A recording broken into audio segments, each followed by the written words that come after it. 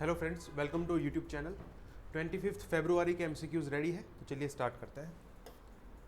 First question, which of the following fundamental rights of Indian constitution is or are also a part of human rights under universal declaration of human rights. मतलब कि Indian constitution में जो fundamental rights दिए हैं उनमें से ऐसे कितने फंडामेंटल राइट है यहाँ से कि जो universal declaration of human rights के अंदर भी मेंशन है। First is right to life and personal liberty. Second is equality before law and equal protection of law. Third is protection against arbitrary arrest. And the correct answer is D 1, 2 and 3. ये तीनों सही है। अब देखिए, Indian constitution के अंदर right to life and personal liberty जो है आर्टिकल 21 में है, और universal declaration of human rights के अंदर ये आर्टिकल नंबर 3 में, right to life and personal liberty. फिर उसके बाद equality before law and equal protection of law, तो इंडियन कॉन्स्टिट्यूशन के अंदर आर्टिकल 14 में है, और ये यूनिवर्सल डिक्लेरेशन के अंदर आर्टिकल नंबर 7 में है। थर्ड जो है protection against arbitrary arrest, article 22 में है इंडियन कॉन्स्टिट्यूशन में, और यूनिवर्सल डिक्लेरेशन में आर्टिकल नंबर 9 में है। तो ये तीनों ऐसे राइट है जो ह्यूमन राइट्स के तौर पे रिकॉग्नाइज किए गए हैं इस पर्टिकुलर डिक्लेरेशन के अंदर, which was declared by United Nations general assembly. So answer is D 1, 2 and 3।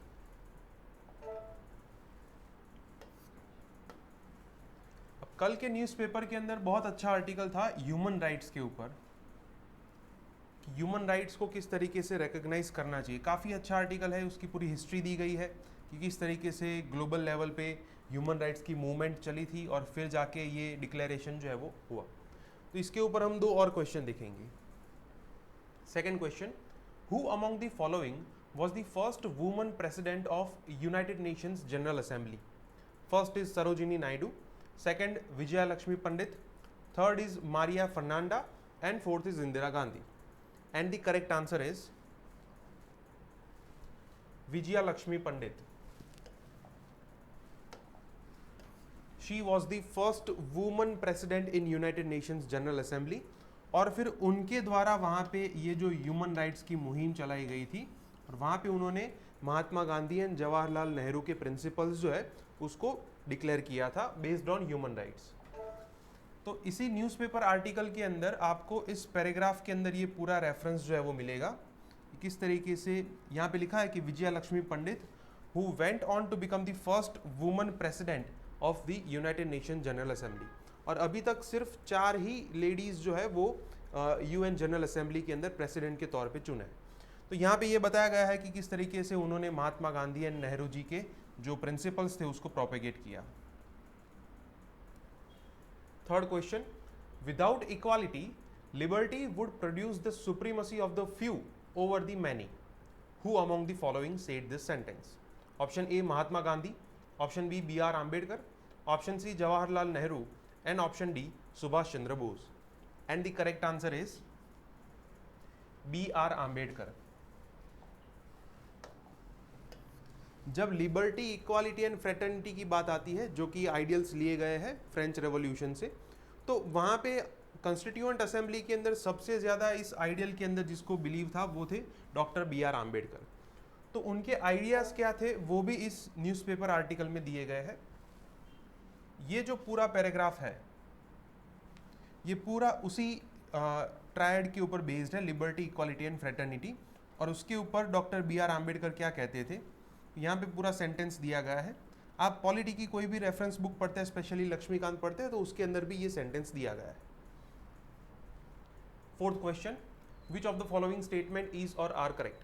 First, union budget 2021-22 estimated that the rise in excise duty collection will compensate for the fall in other tax revenues. Second, prices of commodities are directly or indirectly associated with the levy and collection of excise duty. And the correct answer is B, second only. First is incorrect. अब इस साल के union budget के अंदर almost 94,000 crore rupees excise duty से collect किए गए हैं, लेकिन फिर भी जो दूसरे टैक्स रेवेन्यू है वहां पे गवर्नमेंट को शॉर्टफॉल डिक्लेयर करना पड़ा। तो इतना सारा एक्साइज ड्यूटी में से रेवेन्यू मिलता है, लेकिन फिर भी it is not enough to compensate other shortfalls. अब इसका रीजन ये है क्योंकि एक्साइज ड्यूटी की वजह से जो कमोडिटी की प्राइस है वो डायरेक्टली या फिर इनडायरेक्टली अफेक्ट होती है। अब अभी आपको पता होना चाहिए कि एक्साइज ड्यूटी के अंदर सबसे बड़ा जो सोर्स है वो है excise duty on petroleum products. Petrol diesel के ऊपर अभी भी जीएसटी नहीं लगता, एक्साइज ड्यूटी लगती है। एंड प्रीवियस वीडियो में मैंने बताया था कि इट इज ऑलमोस्ट 180%। तो यहां से जैसे गवर्नमेंट ज्यादा एक्साइज ड्यूटी कलेक्ट करेगी तो पेट्रोलियम की कॉस्ट जो है वो इंक्रीज होगी। और आपको पता है कि पेट्रोल डीजल के दाम अगर बढ़ जाते हैं तो उसकी वजह से सभी कमोडिटीज़ के दाम बढ़ जाते हैं। फॉर एग्जांपल सब्जियों के दाम बढ़ जाएंगे, फिर जो इलेक्ट्रिकल कंपार्टमेंट्स है तो उसको ट्रांसपोर्ट करने के दाम बढ़ जाएगी। तो ये ट्रांसपोर्टेशन कॉस्ट इंक्रीज हो जाती है, इसलिए डायरेक्टली या फिर इनडायरेक्टली कमोडिटीज़ की प्राइस इंक्रीज होती है। और फिर यहाँ से ये एक्साइज की लेवी एंड कलेक्शन की वजह से प्राइस जो है वो इंक्रीज होगी और उस टैक्स को हम कॉम्पेंसेट नहीं कर पाएंगे। Answer is B, second only. तो ये कल के न्यूज़पेपर में excise duty and fiscal policy दोनों के बीच में क्या कॉन्ट्राडिक्शन है इस साल के बजट के मुताबिक, उसके ऊपर काफ़ी अच्छा आर्टिकल दिया गया था। इस पैराग्राफ के अंदर ये एक्साइज ड्यूटी की जो सिचुएशन अभी हमने डिस्कस की वो दी गई है कि क्या कलेक्शन था और उसकी क्या इम्पैक्ट हो सकती है। यहाँ पे जस्टिफाई किया गया है कि किस तरीके से ये अमाउंट जो है वो सेटिस्फैक्टरी नहीं है। काफ़ी अच्छा आर्टिकल है। दो और क्वेश्चन देखेंगे। Fifth question, which of the following statement is or are correct? First, India's FRBM act suggest to cap fiscal deficit to save government from being trapped into higher debts. Second, latest economic survey shows that government is trying hard to comply with the FRBM Act, which would eventually lead to achievement of the targeted fiscal deficit. And the correct answer is A, one only. Second is incorrect. अब FRBM Act का main target ही यही है कि fiscal deficit जो है उसको with in 3.5% रखना, लेकिन इस साल कोविड-19 पैंडेमिक की वजह से गवर्नमेंट का एक्सपेंडिचर जो है वो ज़्यादा रहा है, तो इसके चलते ये टारगेट जो है वो हम अचीव नहीं कर पाए। लेकिन इस साल इकोनॉमिक सर्वे के अंदर गवर्नमेंट ने एक अलग ही मॉडल जो है उसको अप्लाई किया है, और वो मॉडल क्या है वो न्यूज़पेपर आर्टिकल में बताया गया है, तब जाके ये सेकेंड स्टेटमेंट जो है वो जस्टिफाई होगा। तो एक इकोनॉमिस्ट है जिनका नाम है ओलिवियर ब्लैंकेर्ड, तो उनके द्वारा प्रोफेसर ओलिवियर ब्लैंकेर्ड, तो उनके द्वारा ये बताया गया है कि इकोनॉमी के अंदर दो मॉडल हो सकते हैं। एक तो FRBM एक्ट के अंदर जो मॉडल बताया गया है कि आपको क्या करना होगा, फिस्कल स्पेंडिंग जो है वो लिमिटेड रखनी होगी ताकि आप फिस्कल डेफिसिट जो है उसे कंट्रोल में रख सके, 3.5% as suggested by the FRBM act. फिर ये जो प्रोफेसर है उन्होंने ये कहा था कि जो डेवलपिंग इकोनॉमीज़ है, अगर मान लो कि उनके वहाँ पे इंटरेस्ट रेट उतना है कि जिसकी वजह से फ्यूचर में उनकी जो लायबिलिटी है वो ऑटोमेटिकली पे हो जाएगी, तो फिर उनको फिस्कल डेफिसिट के बारे में चिंता करने की ज़रूरत नहीं। फॉर एग्जाम्पल कि आपकी अभी की लायबिलिटी जो है वो 100 रुपीज़ है और फ्यूचर में आपकी इनकम हो सकती है 110 रुपीज़, तो ये 100 रुपीज़ आपके ऑटोमेटिकली पे बैक हो जाएंगे, तो इसके लिए आपको चिंता करने की ज़रूरत नहीं। तो इस मॉडल के द्वारा इस साल के इकोनॉमिक सर्वे के अंदर ये बताया गया कि गवर्नमेंट जो है वो स्पेंडिंग बेस्ड ग्रोथ के ऊपर रिलाई करेगी, मतलब गवर्नमेंट ज़्यादा से ज़्यादा स्पेंड करेगी और इसकी वजह से लोगों का स्टैंडर्ड ऑफ लिविंग जो है वो बढ़ेगा।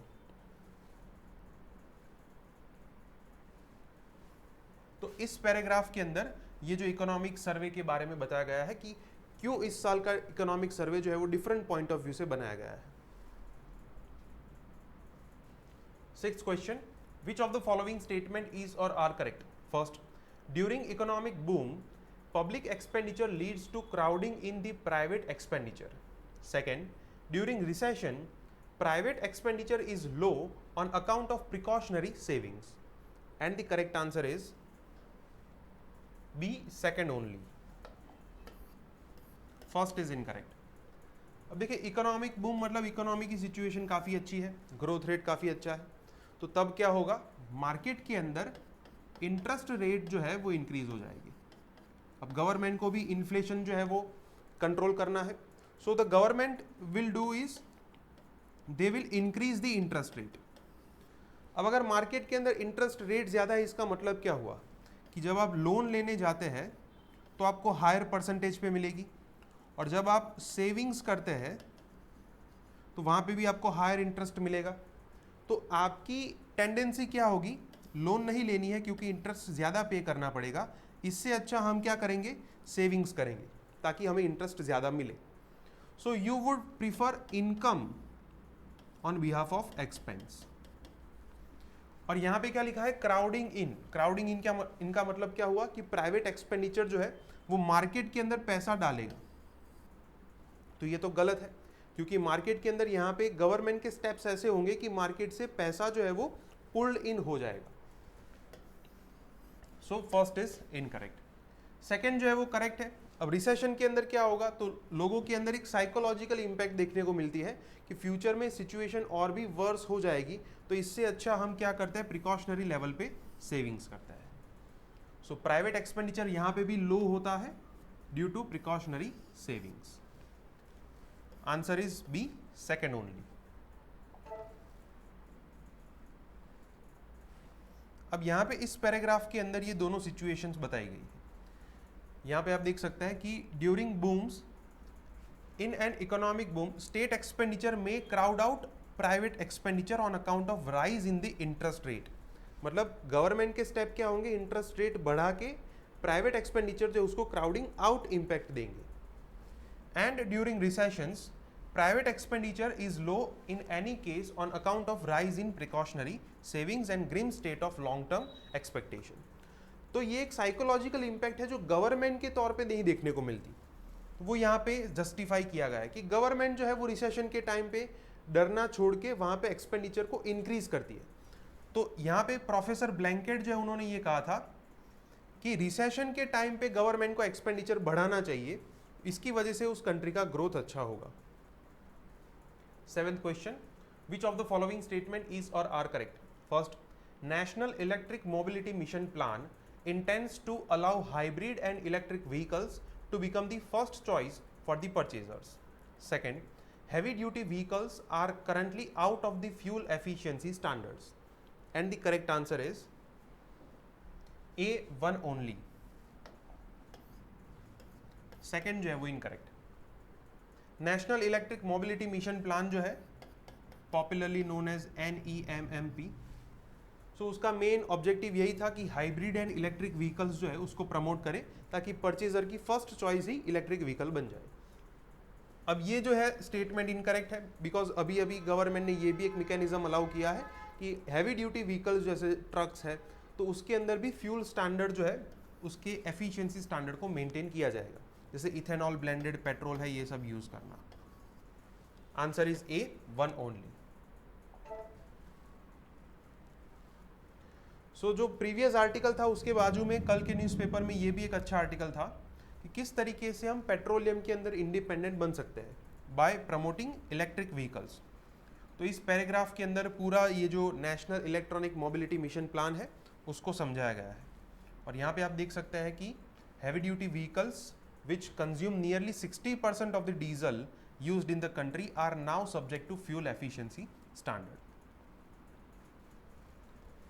Eighth question, which of the following statement is or are correct? First, in India, two-wheelers consume almost 2/3 of total fuel. Second, 50% reduction in fuel consumption can lead to improvements in the internal combustion engine efficiency. And the correct answer is C, both 1 and 2. ये दोनों statement correct है। India के अंदर two wheelers जो है उसका traffic ज़्यादा है और वो ऑलमोस्ट 2.23% जो हमारा फ्यूल है उसका कंज्यूम करते हैं। लेकिन वहाँ पे भी एक दिक्कत ये है कि यहाँ पे एफिशिएंटली ये जो फ्यूल एफिशिएंसी स्टैंडर्ड है वो मेंटेन नहीं होते, और ये जो है वो आपको न्यूज़ आर्टिकल में से मिलेगा। इस पर्टिकुलर पैराग्राफ के अंदर सबसे पहले यहाँ पे जो टू व्हीलर्स है उसके बारे में बताया गया है कि two wheelers which consume nearly 2/3 of the petrol used in India are not subject to any fuel efficiency standards. और दूसरा यहाँ पे रिसेंटली जो international council on clean transportation है उनके द्वारा एक सजेशन दिया गया था कि अगर 2030 तक हम हमारा जो पेट्रोलियम कंजप्शन है उसके अंदर 50% रिडक्शन करते हैं तो उसके दो बेनिफिट हो सकते हैं. सबसे पहला बेनिफिट ये होगा कि इंटरनल कंबशन इंजन जो है उसकी एफिशिएंसी इंक्रीज होगी. दूसरा बेनिफिट ये होगा कि 60% of all the new two wheelers sold in India are electric driven. मतलब कि जितने भी टू व्हीलर्स नए सेल हो रहे हैं उसमें से 60% इलेक्ट्रिक हो जाएंगे. प्लस यहाँ पे जीरो एमिशन व्हीकल के क्या बेनिफिट हो सकता है वो पूरा सेक्शन यहाँ पे बताया गया है. काफ़ी अच्छा आर्टिकल है, पढ़ना चाहिए. 9th question, which of the following statement is or are correct? First, the constitution of India does not mandate any procedure to be followed by the governor in case of hung assembly. Second, Punchi Commission on Center-State Relations suggested that governor should invite the leader of a pre-poll alliance commanding the largest number to form the government in case no party has clear majority. And the correct answer is C, both 1 and 2. ये दोनों statement correct है. और देखिए Indian constitution के अंदर कहीं भी ऐसा नहीं लिखा कि हंग असेंबली के अंदर गवर्नर का रोल क्या होगा. हंग असेंबली किसे कहते हैं? जब किसी भी पार्टी के पास कोई क्लियर मेजोरिटी नहीं होती. तो वहाँ पे गवर्नर की एक ये पार्लियामेंट्री कन्वेंशन बन चुका है जो लेजिस्लेचर का कन्वेंशन है कि गवर्नर सिंगल लार्जेस्ट पार्टी जो है उनको इन्विटेशन देते हैं कि आप आए और गवर्नमेंट बनाए. तो इसके ऊपर सरकारिया कमीशन जो है उन्होंने भी रिपोर्ट दिया था, पुंछी कमीशन ने भी सजेशन दिया था. उनका सजेशन ये था कि जब इलेक्शन हुए उससे पहले जो सबसे बड़ा अलायंस था, सबसे पहले गवर्नर जो है उनको इस अलायंस को प्रेफरेंस देना चाहिए. जैसे मान लो कि इलेक्शन से पहले 3 पार्टी थी, ए, बी एंड सी, और किसी पर्टिकुलर लेजिस्लेचर के अंदर 200 सीट्स है और ये तीनों पार्टी ने कोएलिशन बनाया और इनके पास 110 सीट्स है. तो जब मान लो कि ऐसी कोई सिचुएशन आती है जहाँ पे ये डिसइंटीग्रेट हो जाती है पार्टीज जो है, तो सबसे पहले ये अलायंस जो है उसको प्रेफरेंस देना चाहिए गवर्नर के द्वारा. तो ये रेकमेंडेशन दी गई थी पुंछी कमीशन के द्वारा.